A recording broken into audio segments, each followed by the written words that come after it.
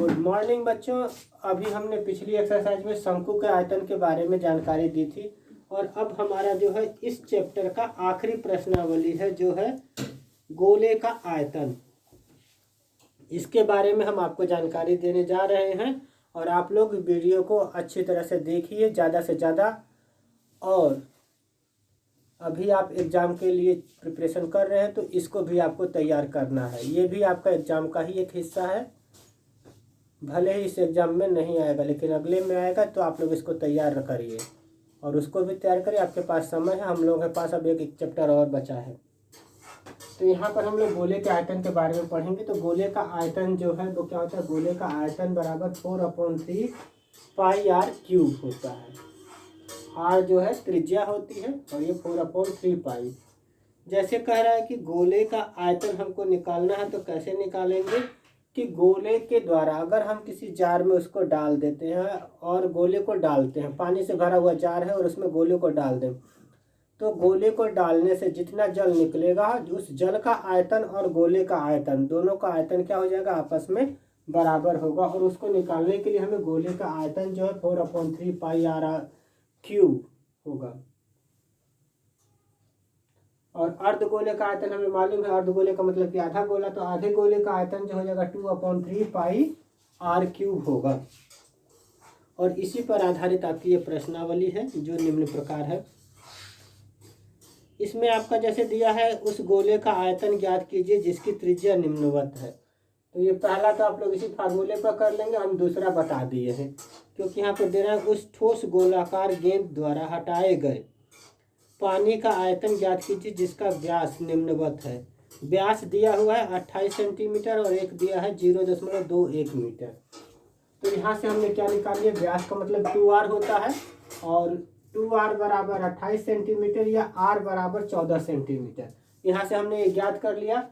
अब ठोस गोलाकार गेंद द्वारा हटाए गए जल का आयतन बराबर पानी का आयतन, और पानी का आयतन बराबर हमने लिख लिया 4/3 पाई आर क्यूब। तो हमको त्रिज्या दिया है तो इसलिए हम पानी का आयतन भी ज्ञात कर सकते हैं।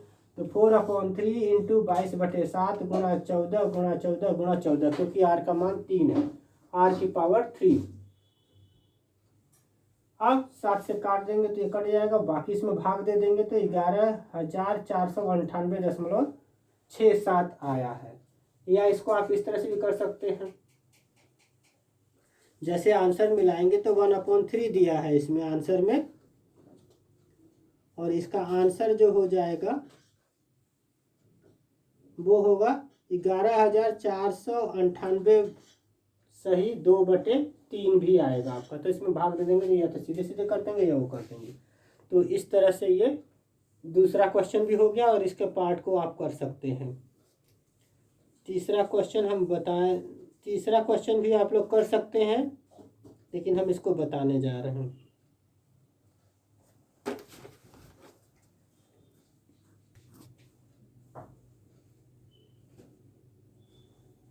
अब इसमें जो है आप लोग तीसरा क्वेश्चन देखिए, हम तीसरा बताने जा रहे हैं। चौथा इसी तरह से आयतन निकाल करके करना है, 2 आयतन निकाल लेंगे, अनुपात पूछ रहा अनुपात निकाल लेंगे। तो कह रहा है कि धातु की एक गेंद का व्यास 4.2 सेंटीमीटर है। यदि इस धातु का घनत्व 8.9 ग्राम प्रति घन सेंटीमीटर है तो इसका द्रव्यमान हमको ज्ञात करना है। तो घनत्व दिया हुआ है तो घनत्व में मालूम है आयतन द्रव्यमान बटे आयतन होता है। तो आयतन 1 घन सेंटीमीटर बराबर द्रव्यमान 8.9 ग्राम हो जाएगा। तो यहाँ से हम देखेंगे धातु की गेंद का व्यास 2r बराबर 4.2 सेंटीमीटर है। तो त्रिज्या जो है r बराबर क्या हो जाएगी, 2 का भाग दे देंगे तो 2.1 सेंटीमीटर हो जाएगा। धातु की गेंद का आयतन बराबर 4/3 पाई आर क्यूब है। तो अब यहाँ पर आर क्यूब का मान हम रख देंगे बस, 4/3 गुणा 22/7 गुणा 2.1 गुणा 2.1 गुणा 2.1। तो 7 × 21 और 3 0.1 गुणा 21 गुणा 21 गुणा 4 आपस में गुणा कर देंगे तो इसका आयतन जो निकल के आ गया धातु की गेंद का 38.808 सेंटीमीटर क्यूब आ गया। अब यहाँ पर हमको मालूम है कि 1 सेंटीमीटर क्यूब बराबर 1 सेंटीमीटर क्यूब धातु का द्रव्यमान जो है 8.9 ग्राम है। तो 38.808 घन सेंटीमीटर का मान जो हो जाएगा 38.808 गुणा 8.9, और इसका हम गुणा कर देंगे तो 345.39 ग्राम आएगा। अब हम आपको बाकी सवाल जो है आपको उसी तरह से आयतन निकालना है, तो चौथा पांचवा आप लोग कर सकते हैं। छठवां हम बताने जा रहे हैं। दिया है कि एक अर्धगोलाकार टंकी 1 सेंटीमीटर मोटी लोहे की चादर से बनी है।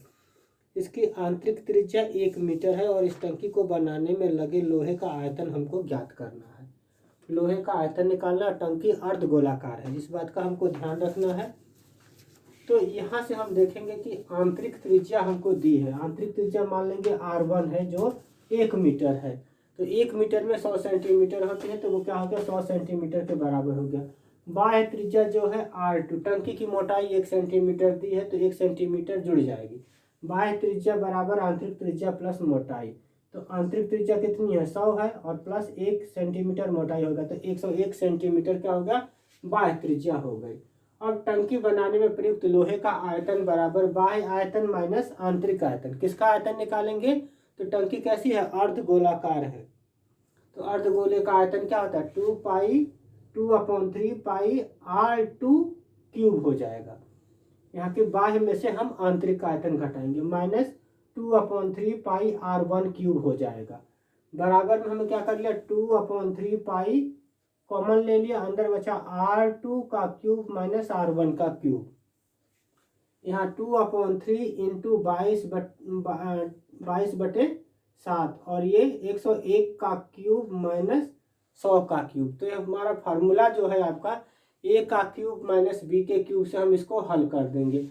2/3 गुणा 22/7 a माइनस b होता है, तो 101 माइनस 100 हो जाएगा। फिर a का square plus A B into B का स्क्वायर, तो a का स्क्वायर क्या हो गया 101 का स्क्वायर प्लस 101 गुणा 100 गुणा प्लस आएगा यहाँ पर प्लस 100 का वर्ग या 100 का स्क्वायर। अब यहाँ पर 2/3 गुणा 22/7 और इसमें से 101 में से 100 घटा दिया 1 गुणा इसका वर्ग करेंगे तो 10,201 और इसका गुणा करेंगे तो 10,100 और 100 का वर्ग करेंगे तो 10,000 आ जाएगा। इनको जोड़ेंगे तो इसका गुणा कर देंगे 44/21 गुणा 30,301, इसमें भाग दे देंगे 21 का और 44 का गुणा करेंगे तो ये मान आ जाएगा 63,487.80 घन सेंटीमीटर। घन सेंटीमीटर को मीटर में बनाना है तो हमें 100 भाग दे देंगे 100 गुणा 100 गुणा 100, 3 बार 100 का गुणा करके इसमें भाग दे देंगे, 3 बार 100 का भाग देंगे तो मान हमारा आ जाएगा 0.063। 4 और 8 को हम छोड़ देंगे, घन मीटर आ जाएगा या मीटर क्यूब आएगा। तो इस तरह से ये छठवां सवाल कंप्लीट हो गया है। अब जो है हम इसमें आप बाकी सवाल करिएगा, अगर दिक्कत आएगी तो आप पूछेगा। 9वां सवाल जो है बताने जा रहे हैं जो इस प्रकार है। लोहे के 27 ठोस गोलों को पिघलाकर जिनमें प्रत्येक की त्रिज्या R है और पृष्ठीय क्षेत्रफल S है, एक बड़ा गोला बनाया जाता है जिसका पृष्ठीय क्षेत्रफल नए गोले का S डैश है। तो ज्ञात कीजिए नए गोले की त्रिज्या। R डैश हमको ज्ञात करना है और दूसरे में करना है S और S डैश का अनुपात हमको ज्ञात करना है। तो यहाँ पर आप जो है पहले करेंगे लोहे के एक ठोस गोले का आयतन जो होगा वो क्या हो जाएगा 4/3 पाई R³ हो जाएगा, क्योंकि त्रिज्या उसकी हमें R लेनी है। अब यहाँ पर जो है लोहे की अब 27 ठोस गोले का आयतन, गोलों का आयतन जो हो जाएगा वो 27 गुणा 4/3 पाई R³ है। ये इसका क्यूब नहीं है, ये 4/3 है, यहाँ पे 4/3 पाई R³ है। अब जो है नए गोले का आयतन जो इसकी त्रिज्या क्या हो जा रही है R डैश है, तो उसका आयतन जो हो जाएगा 4/3 पाई R डैश क्यूब हो जाएगा। अब ठोस गोले का जो आयतन है और 27 गोलों का जो आयतन है वो आपस में बराबर है, दिया हुआ है, इसलिए 4/3 पाई R डैश का क्यूब बराबर 27 गुणा 4/3 गुणा पाई R³ तो ये आपस में बराबर, तो यहाँ से ये कैंसिल और यहाँ से 4/3 पाई कैंसिल हो गया। तो आर डैश क्यूब का क्यूब निकालेंगे तो 27 का क्यूब करेंगे तो 3 और आर क्यूब को आर आ जाएगा। तो आर डैश बराबर जो आ गया 3r हो गया। अब हमें पृष्ठीय क्षेत्रफल निकालना है। तो लोहे के एक ठोस गोले का पृष्ठ बटे नए गोले का पृष्ठीय क्षेत्रफल हमको निकालना है। तो पृष्ठीय क्षेत्रफल जो होता है 4πr² / 4πr डैश स्क्वायर हो जाएगा।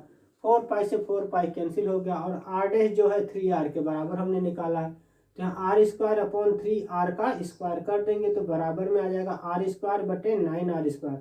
r² कैंसिल हो जाएगा, 1/9 बचेगा। तो जो अनुपात आएगा वो इनका 1:9 हो जाएगा। तो ये आंसर हो गया। इस तरह से आपका जो चैप्टर 8 है वो 13.8, ये चैप्टर गोले का जो है आपका चैप्टर समाप्त हो गया है। इसको अधिक से अधिक आप लोग ट्राई करिएगा। जो भी क्वेश्चन में दिक्कत आएगी आप पूछ सकते हैं। अब हम लोग पढ़ेंगे प्रायिकता के बारे में, जो अगले वीडियो में हम बताएंगे। धन्यवाद। वीडियो को अधिक से अधिक लाइक और सब्सक्राइब करें।